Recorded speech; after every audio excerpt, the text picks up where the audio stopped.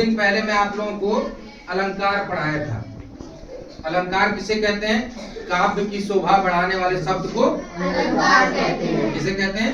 काव्य की शोभा बढ़ाने वाले शब्दों को अलंकार कहते हैं। अलंकार के 3 भेद होते हैं। पहला शब्दालंकार, दूसरा अर्थालंकार और तीसरा उभयालंकार। इन तीनों के भी अलग अलग भेद हैं।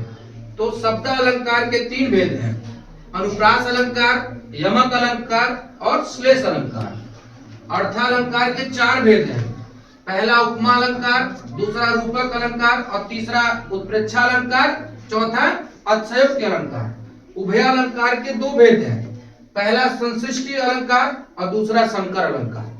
ठीक है, सबके अर्थ, सबके मैंने तीनों के आपको परिभाषा बताई है, शब्दालंकार की भी, अर्थालंकार के भी और उभयालंकार के भी।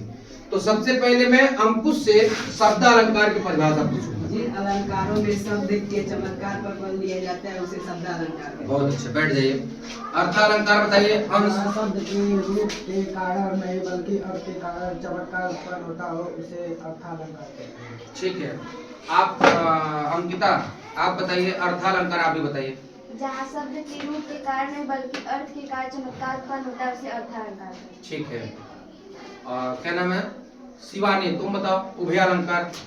जब किसी काव्य में चमत्कार या सौंदर्य शब्द और अर्थ दोनों के प्रयोग से होता है उसे उभयालंकार कहते हैं। ठीक है, बैठ जाओ। मधु, आप शब्दालंकार बताओ। शब्दालंकार जिन अलंकार में शब्द के चमत्कार पर बल दिया जाता है उसे शब्दालंकार कहते हैं। ठीक है, बैठ जाओ। रिया, तुम बताओ अर्थालंकार। जहाँ शब्द के रूप से नहीं बल्कि अर्थ के रूप के कारण चमत्कार होता है उसे अर्थालंकार कहते हैं। ठीक है, महक आप बताइए उभयालंकार। जब किसी काव्य के सौंदर्य ठीक है, बैठ जाओ। आप बताइए। नहीं पता आपको, आप बताइए। जब